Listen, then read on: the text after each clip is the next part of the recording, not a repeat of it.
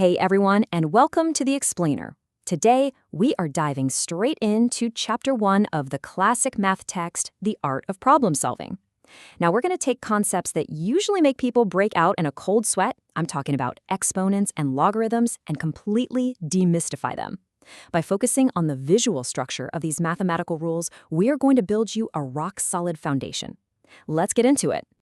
So, what do a 17th century calculator and the deafening roar of a jet engine have to do with basic algebra? I know, it sounds like the setup to a weird joke, right? But I promise you, by the end of this explainer, you're going to have a mind-blowing answer to this exact question. And it all starts with understanding how mathematicians actually write things down. Here's our roadmap for today. First, math's secret shorthand. Second, breaking the exponent rules. Third, fractional powers and roots. Fourth, unlocking the logarithm. And finally, number 5, the big picture. Okay, let's dive right into section 1, math's secret shorthand. You know, to really understand advanced math, you first have to understand the motivation behind it. And honestly, a whole lot of it just comes down to saving time and space on the page. Take a look here. Multiplication is really just a shorthand for repeated addition. Instead of writing out 2 plus 2 plus 2 plus 2 plus 2, a mathematician gets wonderfully lazy and simply writes 5 times 2. So what if we're doing repeated multiplication? 2 times 2 times 2 times 2 times 2. Instead of writing all that mess out, we have a brilliant new shortcut, 2 to the 5th power. That is literally all an exponent is. It's not some scary, mysterious equation. It is just a lazy mathematician's shortcut for repeated multiplication. Let's lock in our foundational vocabulary real quick so we're all on the same page. In the expression 2 to the 5th power, the number 2 is called the base. That's the core number that's being multiplied.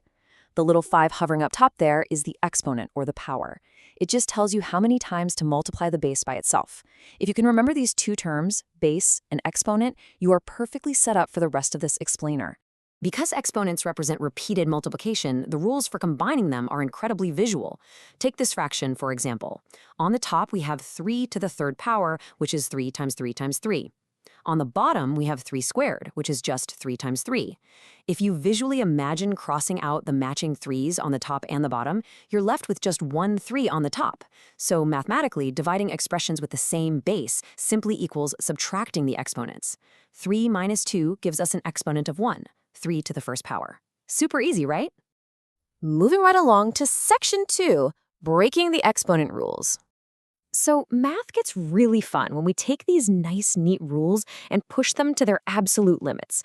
For instance, what happens if an exponent is 0? Based on our definition, how do you multiply a number by itself 0 times? It feels like a total paradox, doesn't it? Our brains immediately want to scream that the answer must be 0. But let's see why that's actually wrong. We can turn this confusing rule into a totally intuitive visual proof. Take 3 cubed divided by 3 cubed. Any number divided by itself is simply 1, right? The numerator and denominator are exactly identical, so it literally has to equal 1. But wait a second. Let's apply that subtraction rule we learned just a minute ago. 3 minus 3 is 0. So, following the rules of algebra perfectly, 3 to the 3rd divided by 3 to the 3rd is 3 to the 0 power. Therefore, 3 to the 0 power absolutely must equal 1.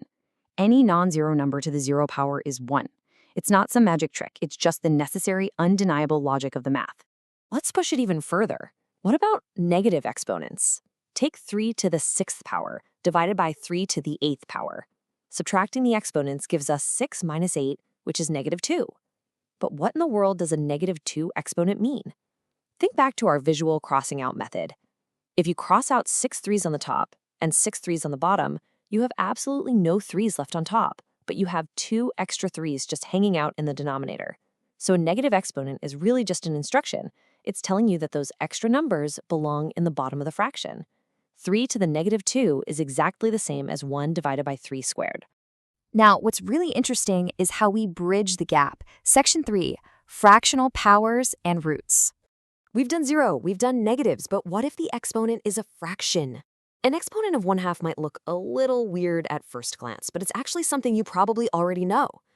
25 to the 1/2 power is literally just the square root of 25. Why? Well, because if you square 25 to the 1/2, the rules of exponents say you multiply 1/2 by 2, getting an exponent of 1. What number, when squared, gets you back to 25? 5. So an exponent of 1/2 is really just the natural mathematical consequence of taking a square root. An exponent of 1/3 would be a cube root, and so on. See how it all connects? All right, time to face the boss level. Section 4, Unlocking the Logarithm. We are cruising right along. Now, I completely acknowledge that the word logarithm sounds super intimidating, like some kind of advanced computer science jargon. But I assure you, we are about to decode it completely. Think of a logarithm as nothing more than a simple translation. It reduces a complex-looking concept into a plain English question.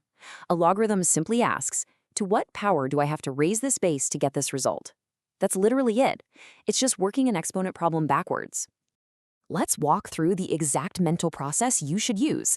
Say you see the expression log base 2 of 8. Step 1, identify your base. Here, the little subscript number is 2. Step 2, ask yourself the magic translation question. 2 raised to what power gives me 8? Step 3, find that exponent. Well, 2 times 2 is 4, times 2 again is 8. That's 3 2s, bam, the exponent is 3. So log base 2 of 8 equals 3. You just solved a logarithm by translating it into a simple question. Not so scary, right? Let's move to the real payoff here and see how this all builds together. Section 5, the big picture. Why did anyone even invent these tools in the first place? Let's look at the jaw-dropping real-world payoff.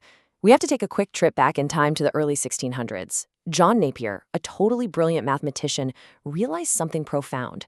Before digital calculators, doing massive multiplication problems by hand was an absolute nightmare. But Napier realized that if you knew the logarithms of the numbers, you could turn giant, messy multiplication problems into simple, easy addition. Logarithms were essentially the operating system for the world's very first calculators. People used thick tables of logarithms to do the heavy lifting of science and engineering for centuries. But logs aren't just dusty historical artifacts. They help us understand our world today. Let's set up a rule of extreme contrast using a completely made-up unit of loudness we're going to call the spinal tap, or ST. Let's say a normal speaking voice is 1,000 ST. A whisper is 1/10 of that, so it's 100 ST. That makes sense, right? Those are numbers our brains can easily picture and compare. But what happens when we try to measure something incredibly loud? Like the roar of a jet engine. Boom! 1 trillion spinal tap units. A 1 with 12 zeros. Our brains desperately need a mathematical tool to shrink numbers that are this far apart, because we literally cannot comprehend the gap between 100 and 1 trillion on a linear scale. And here is the crucial point. Logarithms brilliantly compress these totally unmanageable numbers. If we take the logarithm base 10 of a whisper, the question is, 10 to what power is 100? The answer is 2. For the jet engine, 10 to what power is 1 trillion? The answer is 12. The scientific community takes these log values, multiplies them by 10, and gives us the decibel scale. A whisper is 20 decibels, a jet engine is 120 decibels. Logarithms take the chaotic, extreme volumes of the real world and compress them into a tidy, manageable scale we can use every single day. Which brings us to a final, pretty provocative thought. If you see an article in a newspaper asserting that a 120 decibel jet engine is just 6 times louder than a 20 decibel whisper, because, 120 divided by 20 is 6, do you see the massive mathematical error they've just made? Because the decibel scale is logarithmic, the jet engine isn't 6 times louder, it is 10 billion times louder. Now that you've mastered the secret shorthand of exponents and logarithms, you have the power to spot these exact errors out in the wild. Go out and spread that mathematical literacy. Thanks so much for joining me on this explainer, and keep learning.